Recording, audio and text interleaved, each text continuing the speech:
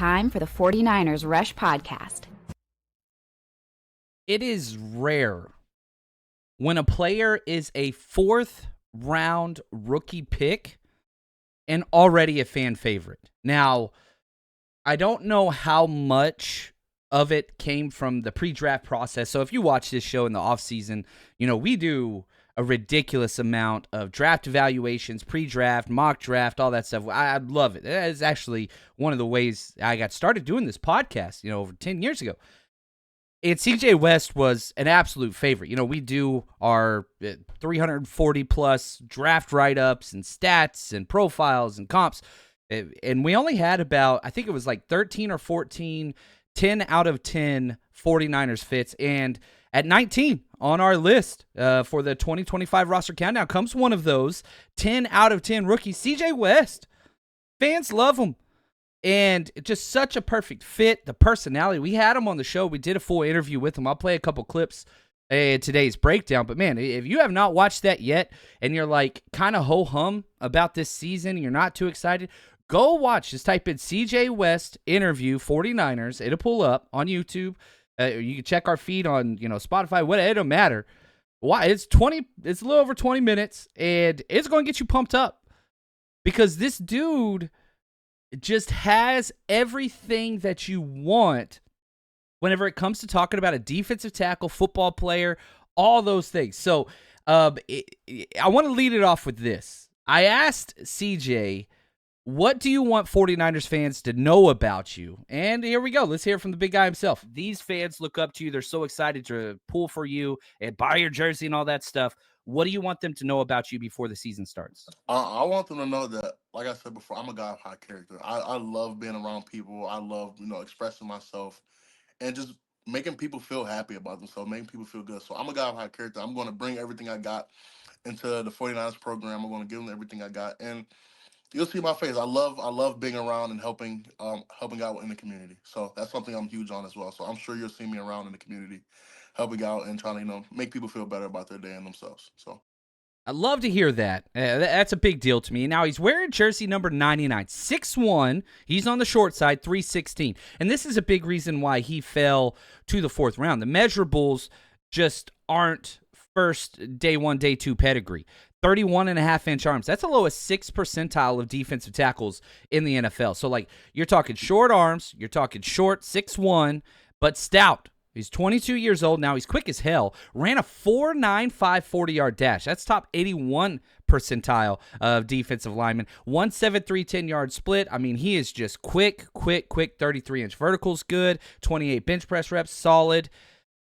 And, you put all of his measurements in to mock draftable, he has 85 percentile match with DJ Jones. Short, stout, quick. And now, does the game translate there? I do think that there are a lot of similarities. The athletic comp that I used in our draft write-up was Kenny Clark. The play style comp is one of my favorite players in the NFL, Poona Ford. I hate that he just signed with the freaking Rams, but, whatever. Poona Ford is an absolute beast. That's what I see with CJ West. Now, Poona Ford went undrafted, and I was like, dude, this is a major mistake. Poona Ford is a quality player that will, at worst, make your run game better, and at best, if he could develop it a pass rush or be a three-down line. Well, now he's making double, $10+ million a year and all that stuff. CJ West has that type of potential. Robert Saleh was asked about CJ West, the defensive lineman. He said, quote, he's like a little fire hydrant. He's powerful. He has heavy hands. He's going to be fine, end quote, with a big old Robert Saleh smile on his face. You know what I mean? It just kind of, he's one of those guys, might not be a Pro Bowler, might not be an All-Pro, but it's this guy has such a high floor because he's immovable, a little fire hydrant. You cannot move it. From Chicago, born and raised up there, went to Nazareth Academy, pretty strong football school up there in Grange Park, Illinois. At Nazareth Academy, they put out a lot of football players. Now, he goes to Kent State and then transferred to Indiana last year. And he's not the only Indiana rookie we got. Curtis Rourke, the rookie quarterback, also drafted. So not one, but two Indiana players. Now, at Nazareth High School, he played linebacker and led the team to a 7-8 state title as a linebacker. instincts, effort, energy, all those things. Was a 3-star recruit, top 30 player at Illinois, 17th by ESPN. Committed to Kent State, played there, was awesome. Team captain, all those types of things. Transfers to Indiana, and was a third-team All-American. Like that.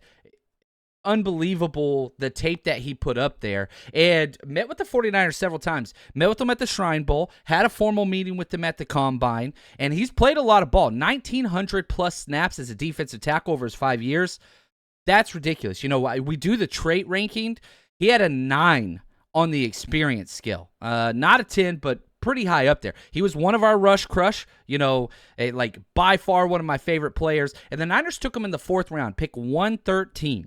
I took him so many of our mock drafts that we did, and it was just perfect pairing. Perfect, absolute pairing. He went to the best team, scheme fit for him. The Niners, it's just awesome. And it didn't matter that the Niners already spent a number 2, second round pick on Alfred Collins, defensive tackle. You needed so much help. You had one of the worst defensive tackle rooms in the NFL last year. So you double up on that position, and in the past, where the 49ers double up on positions, it always pans out. Now, typically, the number 2 player, the latter player selected, outperforms the first player. Maybe that's the case here. I'm really high on Alfred Collins as well. We have not had him on our roster countdown yet. He is still to come. But I would not be shocked if CJ West is the more... I still think Alfred Collins is going to be that guy, but that not an indictment on CJ West. He's number 19 on our list. Usually 4th-round picks are not in the top 20. But this kid just has it all. This is our pre-draft write-up of CJ West before the Niners drafted him. 2-gapper, run game and upper body strength. Beast versus the run. Always keeps his eyes on the ball, understands gap integrity. Amazing versus double teams. 49ers need that so bad. Hands are A+. Just keeps offensive linemen where he wants them. Can play in an even or odd front. Huge for us. Best game was against Michigan. You love to see that because Michigan what makes them Michigan is their offensive line. Didn't have a problem playing against the best competition that he saw. Was awesome. Great at holding the point of contact. Speed is impressive for his size. He's played everywhere. He's played A-gap, A-gap, he had about 900 snaps. In the B-gap, he had over 1,000. So he could kind of do it all. Now, his traits... 49ers fit scale 10 out of 10. Experience 9. Versatility 6. Speed 4. The tape probably should have a higher grade on that one. Looking back at it. Acceleration 6. Probably should have been speed 7. Acceleration 6. Now that I've spent more time with it. We had a 3rd round grade on him. He went in the 4th round. And, the run game is what sets him apart. That is his best skill set. But, he wore this shirt that said, I hate QBs. Love it. So I asked him, which quarterback do you want to get the most? From Mike here in the chat, which quarterback are you looking forward to most hunting down? You talked about it earlier. Who was that guy in the NFL that you're like, I can't wait? That's a tough one. Any quarterback that plays for the Seattle Seahawks. Any quarterback. I don't care who they put on the field. Any quarterback that plays for the Seattle Seahawks. How do you not smile? The kid gets it. He's just been with the 49ers, just drafted, already gets it. Whoever plays for the Seahawks, that's who I want to get.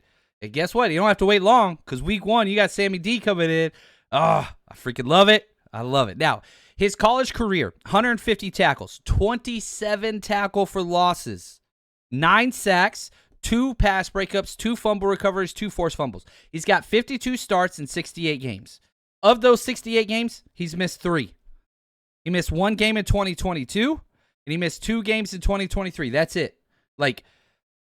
65 out of 68 games. That is just huge. You look at Alfred Collins, just skip it over a little bit now. He's played 64 out of 65 games. So you're getting 2 maulers that, stop the run, that seem to always be able to play. Hopefully that continues. Now, he signed a 4-year, $5.2 million deal, a $1.01 million signing bonus. Glad that he got paid. And just want to see what, he did last year, okay? Played 13 games, 446 snaps, 26 snaps on special teams. That's probably about what it's going to be. You'll put him out there maybe on field goal block. That's about it. Extra point field goal block. That's probably all he'll do. He had 40 tackles, 8 tackle for losses, 2 sacks. So the you can tell the tackle for losses are his staple. The run game is his staple. You're hoping he can elevate into a more substantial pass rusher. 2 sacks, you would like more than that. But 1 pass breakup, 1 fumble recovery, 1 forced fumble, 83.8 overall PFF grade last year, 88.1 in the run game. That's elite. 47.5 tackling. Those short arms are going to show up somewhere. That's where it is. He's better at bull rushing, and, you've seen him in the one-on-ones already in camp. Dude is just lighting it on fire. But a 72.9 pass rush grade. So pretty substantial, pretty solid. You just want more productivity there. I do think that he could be a difference maker. And, man, it would be awesome if Alfred Collins and C.J. West are your starters long-term. I'm not sure that's going to be the case. I could see C.J. West being one of those Bravo unit guys that comes in, and that's not a knock on him. You're going to need him to play a ridiculous amount of stops to stop the run, to force 3rd and long. He's going to get a lot of playing time, even if he's not out there on that first series. And he's looked great so far. So pretty pumped about it. Now, I asked him, what are your steps as a rookie and kind of what's next? What is the emphasis for you going into your rookie year? And, man, you're a run game stuffer. No doubt about that. You're great at that. Mm-hmm. How do you take those next steps at the next level to get to that point where, look, we're not going to let teams run on us anymore, especially in the goal line? Yeah, I'm kind of starting off with that. Ever coming into college, my first D-line coach, Coach Farrell at Kent State, we prided ourselves on stopping the run. Like, I take it personally if a team can run, have more than 100 rushing yards. I take that personally. I remember there was a time and a team kind of did their thing on us in the run game, and I came in, I was like, listen, it's my fault because I solely take that personally. Like, I get upset when the team can run the ball on us because that's just a battle of the will at that point when you're running the ball. It's like, either I'm going to get past this and not let you run through my gap, or like you're going to beat me, and I'm just not going to let that happen. So it's a battle of the will, in my opinion, and I take it personally when the team runs the ball. But honestly, like when coming into the league, I'm just going to have to play more violently because these are all grown men now. They're all getting paid. They're all professionals.